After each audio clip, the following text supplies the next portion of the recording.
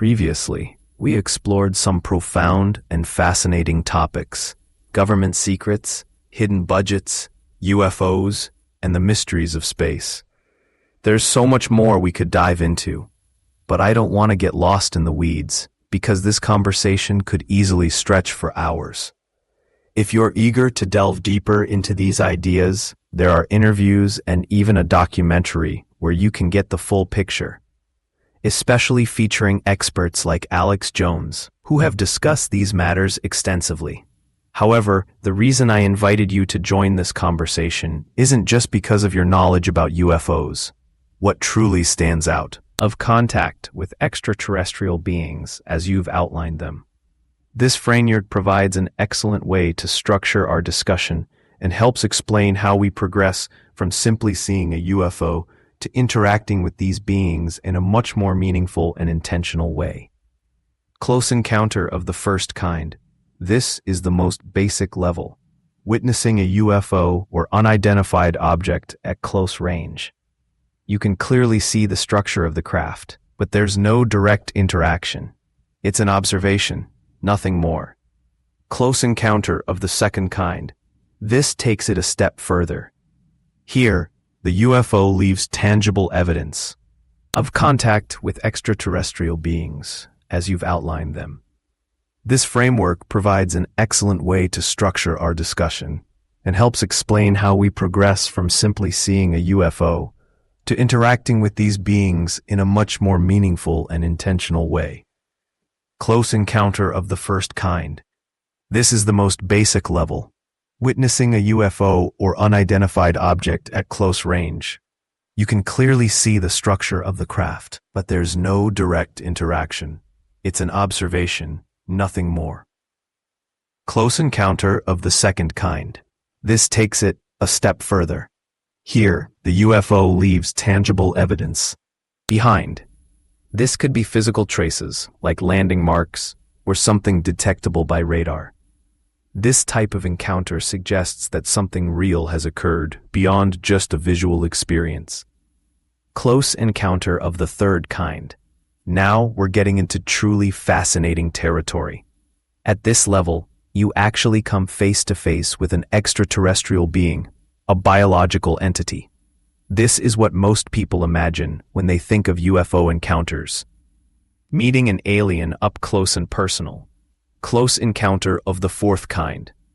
This is even more intense, as it involves being physically taken aboard a craft or transported to another location by extraterrestrials. This is no longer just a sighting, it's a full-blown contact experience. Close encounter of the fifth kind.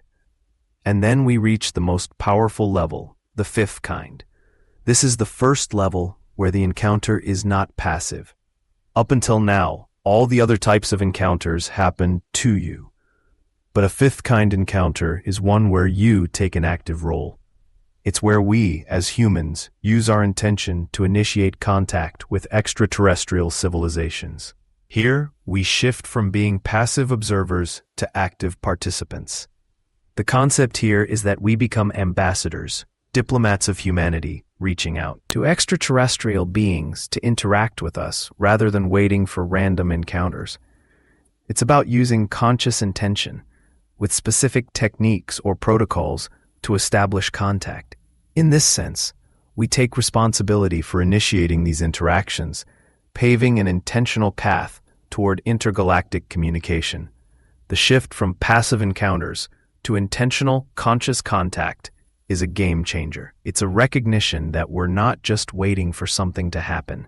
We have the power to invite this connection, to consciously engage with beings from other realms. This idea of becoming Earth ambassadors is a new way of thinking about our place in the universe and our responsibility as stewards of this planet. It's time to move beyond passivity and start embracing the possibility of intentional contact. Imagine if we could take full responsibility for our relationship with other civilizations and humanity as a whole. Instead of leaving it to hidden programs or external forces, we could take charge of how we interact with these advanced beings and the greater universe. This is the essence of what we call close encounters of the fifth kind, a groundbreaking concept that empowers individuals, groups, and humanity itself to actively engage in a relationship with extraterrestrial civilizations. It's not just about observing or waiting for a sign. It's about creating a conscious, deliberate connection. I can tell you from personal experience that this kind of relationship is possible. When I was 18, something profound happened. I had an encounter where I was taken aboard a craft, and during that time, I collaborated with extraterrestrials to develop the techniques that would later be known as close encounters of the fifth kind. So, how did it happen? Let me explain. I was meditating on a mountain, deeply immersed in a meditative state, when something extraordinary occurred. As I delved deeper into the meditation, I reached a place of total unity, where my consciousness was fully integrated with a cosmic and universal mind. It was as if my individual consciousness dissolved into a greater collective awareness, something akin to what you might call Brahman consciousness, or the consciousness of oneness. I was completely present, even though my eyes were open, and the stars above me in the Milky Way were so vivid that it felt as though I could touch them. Then, out of the darkness, something extraordinary appeared. A figure that at first seemed like a deer, standing on two legs. It had glowing eyes, and as it approached, I realized it was no ordinary animal. It extended and touched my right shoulder, and in that moment, everything changed. I was filled with an intense sensation, as if every hair on my body was standing on end. The air was cold, and I could feel it through my jacket. It was October, but nothing could compare to the energy I felt in that moment. Without warning, I was instantly transported in a flash, finding myself hovering directly above the craft. There I spent hours in a meditative state, not alone, but surrounded by these beings. During that time, I taught them what it means to be human, how it feels to experience cosmic consciousness as a young person on Earth, and how such understanding could facilitate future contact with civilizations beyond our own. This wasn't a dream or mere fantasy, it was real. An experience that forever altered my perception of reality and our potential for interstellar communication. After several hours, I returned to the mountain, though not exactly where I had left. I appeared further along, as if the fabric of space and time had shifted during my journey. The encounter was more than physical. It was a profound spiritual experience, leaving me with the realization that we, as individuals, have the power to shape our future interactions with advanced civilizations. This moment marked only the beginning, yet it serves as a powerful reminder that we are not passive observers of reality.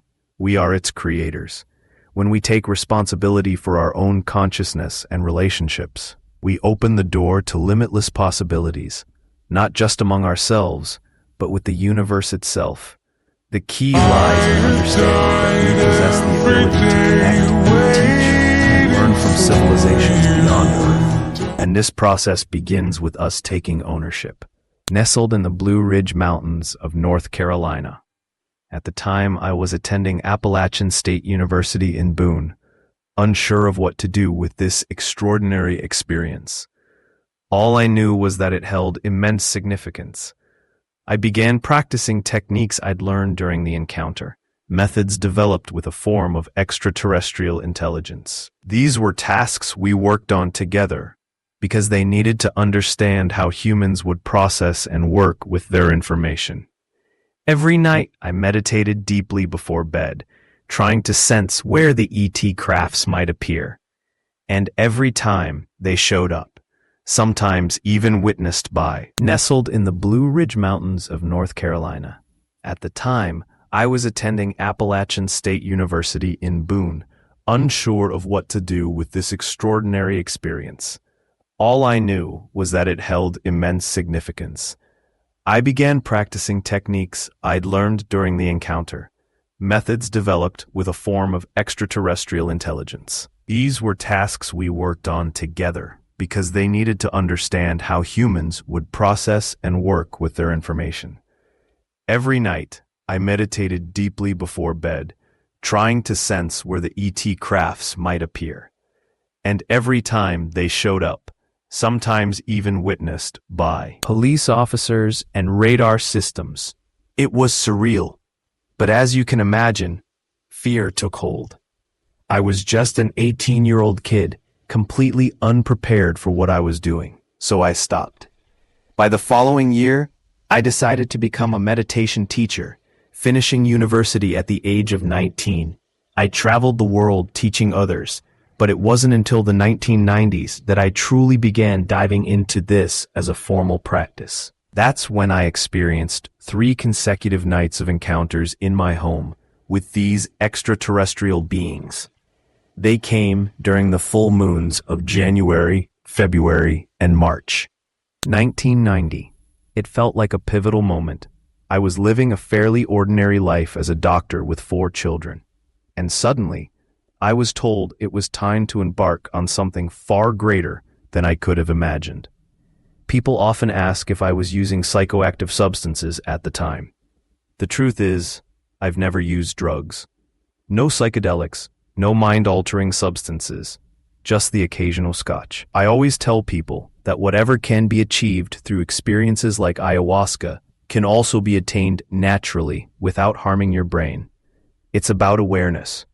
Everything I experienced happened free of any drug-induced states, purely. If how you tie everything back to something even more profound, consciousness.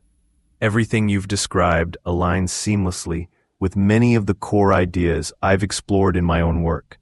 For instance, the way you explain how spacecraft might travel, how it's almost as if the third dimension is just a tiny fraction of the universe, is something I've always believed as well. It's about expanding our understanding beyond the physical and realizing that there's far more energy and potential in the cosmos than what we perceive.